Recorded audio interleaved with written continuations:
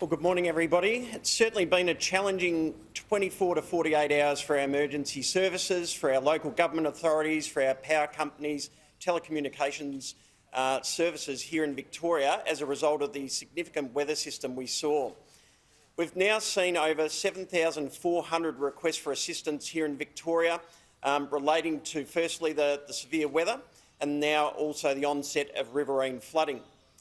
Around 5,800 of those have related to trees that have come down, and we still have over 100 roads that are now closed as a result of tree carnage occurring right across the Macedon Ranges, the Central Highlands, into the Kinglake and Yarra Ranges, also obviously the Dandenong Ranges, but then down into the Latrobe Valley, all the way through to the Bass Coast. So there's significant work still undergoing today. There's around about 2,500 requests of those assistance still to be cleared, and we're bringing in additional resources. We've got SES and CFA volunteers coming in from all parts of the state to some of those affected areas. We also have Forest Fire Management Victoria that are now bringing in extra chainsaw crews to help clear those roads along the way.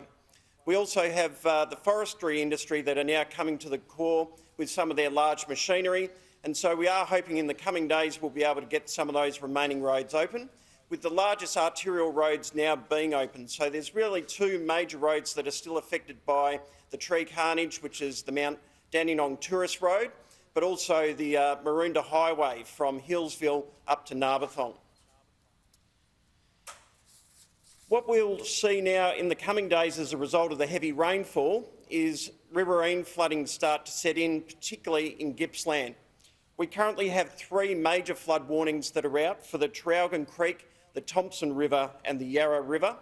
We have three moderate flood warnings out for the Latrobe, Mitchell and Werribee rivers. There are 8 minor flood warnings as well. What we have seen, though, is 42 flood rescues that have occurred in the last 24 hours, and we can't emphasise enough to never attempt to drive through flash flood waters. It could be the last decision you make.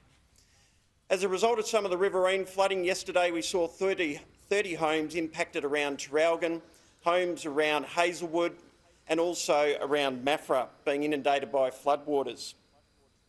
The challenge for our community in Traralgon is whilst the river has receded and the Princes Highway has reopened, we are expecting to see another 80 to 100 millimetres of rain over the Traralgon catchment later today and throughout the night.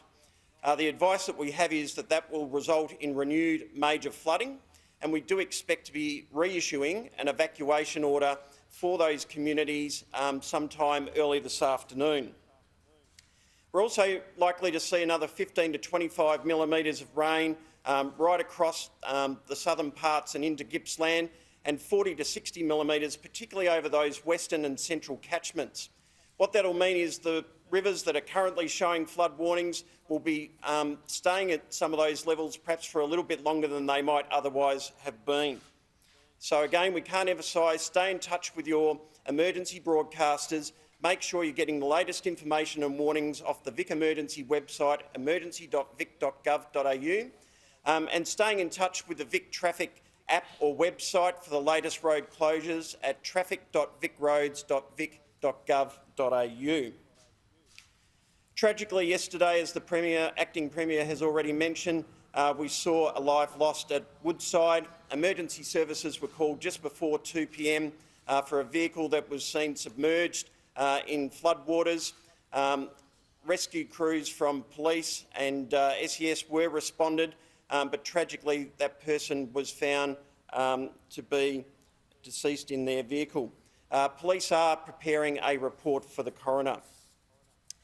What we'll see in the next 24 hours in terms of the flooding is some riverine threats on the Thompson River at Sale, with 30 properties that have already been door-knocked and likely to come under threat of flooding there, and the caravan park has been relocated. On the outskirts of Melbourne, in the upper reaches of the Yarra River, we're also going to see major flooding, and the Melbourne Highway and the Hillsville Yarra Glen Road have been closed this morning. And we're expecting to see 0.5 metre of floodwater through that floodplain. That'll see the likes of the racecourse and around 20 other properties come under threat from those floodwaters. As a result of the tree carnage that we've seen across those areas I spoke about earlier, as of 9:30 this morning, there's 121,000 homes that are still without power at this stage. Some 45,000 of those had been restored overnight, but we're working very closely with the power companies to make sure we can gain access for them to get into the wires that are down. The good news is that the 66 kVA services are now back to some of those substations, and that will mean we'll start to see power coming back on.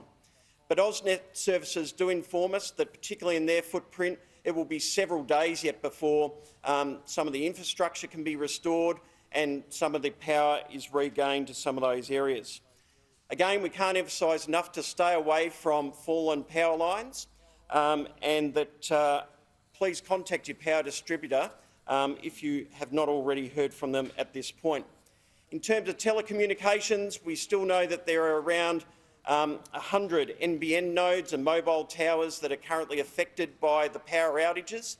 We're working very closely with the telecommunications services and our emergency services to gain access to get generators into site or refuel generators at some of those locations, but access is being difficult, so it is being prioritised to make sure that communities can get their telecommunications services back as quickly as possible.